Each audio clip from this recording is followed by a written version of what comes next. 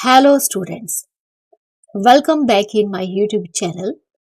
Students, if you are new to my channel, please subscribe my channel and hit the bell icon so you get the latest notifications timely.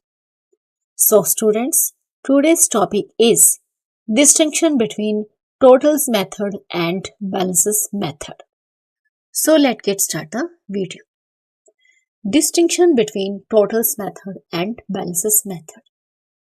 The totals method, also called gross trial balance, differs from the balances method, also called net trial balance, on the following basis. Distinction between totals method and balances method. So students, यहाँ पर हमारे पास 3 columns हैं. One is basis of difference, second totals method, and third column is balances method. So first difference is balances versus totals.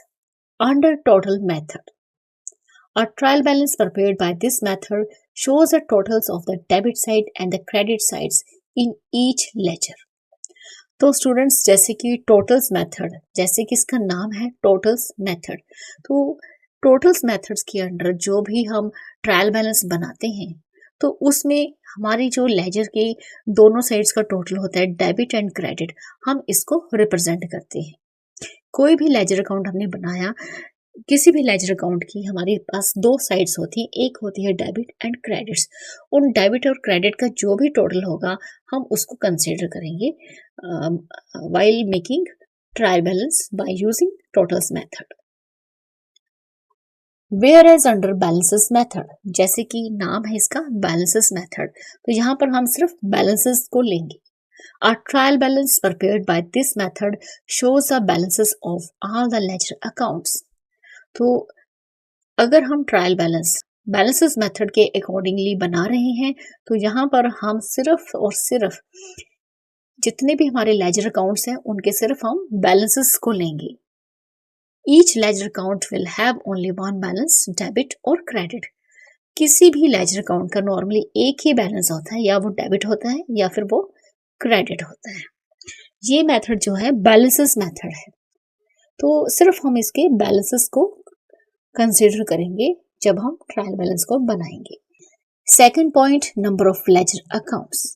A trial balance prepared by this method shows the totals of all the accounts, even if their debit total is equal to credit total. Under totals method, जब भी हम trial balance बनाएंगे तो यहाँ पर हमारे पास जितने भी अकाउंट्स होंगे उन सब का हम टोटल रिप्रेजेंट करेंगे, उन सब का टोटल हम यहाँ पर शो करेंगे, चाहे किसी भी अकाउंट का डेबिट और क्रेडिट बैलेंस इक्वल ही क्यों ना हो. हमने यहाँ पर सिर्फ टोटल्स को रिप्रेजेंट करना है, हमारे पास चाहे जितने भी अकाउंट हो. Next, under balances method, it records only those ledger accounts which shows a balance, debit और credit. If an account shows no balance, the account is not included in the trial balance. तो students, under balances method के under हम सिर्फ वही ledger accounts को show करते हैं जिनका कोई बैलेंस होता है, या डेबिट या क्रेडिट. सपोज अगर किसी अकाउंट का कोई बैलेंस नहीं है तो हम ट्रायल बैलेंस बनाते हुए उस अकाउंट को कंसीडर नहीं करेंगे. हम सिर्फ वही अकाउंट्स को रिकॉर्ड करेंगे जो ये रिप्रेजेंट करते हैं कि उनका बैलेंस डेबिट है या फिर क्रेडिट है. Next, third point, timing of preparation. Under totals method, it can be prepared immediately after the completion of posting to the ledger. तो totals methods के अंडर हम ट्रायल बैलेंस जो है तुरंत बना सकते हैं जैसे ही हमारी जो पोस्टिंग है लेजर अकाउंट तक कंप्लीट हो जाती है. उसके बाद हम ट्रायल बैलेंस बना सकते हैं, क्योंकि इसका नाम ही टोटल्स मेथड है. जैसे ही हमने कोई लेजर अकाउंट कंप्लीट किया, टोटल्स निकाल लिए, हम उसका तुरंत ट्रायल बैलेंस बना सकते हैं. Whereas under balances method, it can be prepared only when all the ledger accounts are balanced. लेकिन बैलेंसेस मेथड के अंडर हम ट्रायल बैलेंस सिर्फ तभी बना सकते हैं जब हमारे सारे लेजर अकाउंट्स का हमने बैलेंस निकाल लिया हो, या डेबिट या क्रेडिट, क्योंकि ये मेथड जो है बैलेंसेस को रिप्रेजेंट करता है। अगर बैलेंसेस नहीं है तो ट्रायल बैलेंस कैसे बन सकता है? Next, fourth point, correspond with name under totals method. Totals method does not correspond with the name trial balance as it is not trial total. तो स्टूडेंट्स, जो हमारा मेथड है टोटल्स मेथड, ये किसी भी एंगल से ट्रायल बैलेंस के साथ कोरस्पॉन्ड नहीं करता, मैच नहीं करता, क्योंकि it is not a trial total. Whereas under balances method, balance method correspond with the name trial balance as it is a trial to tally the balances of ledger accounts. दूसरी तरफ जो हमारा balances method है, balance method जो है पूरी तरह से ट्रायल बैलेंस के साथ कॉरस्पॉन्ड करता है, क्योंकि बैलेंसेस मेथड के अंडर हमारी ये पूरी कोशिश होती है कि हमारे जितने भी लेजर अकाउंट्स हैं हम उनके बैलेंसेस को टैली करने की, मिलाने की पूरी कोशिश करते हैं। Next is fifth point, convenient and popular under totals method. This method is neither convenient nor popular. तो totals method जो है ना ही convenient है और ना ही ये बहुत popular. Whereas under balances method, this method is simple, convenient and more popular than the totals method. Next is sixth point, use in final accounts.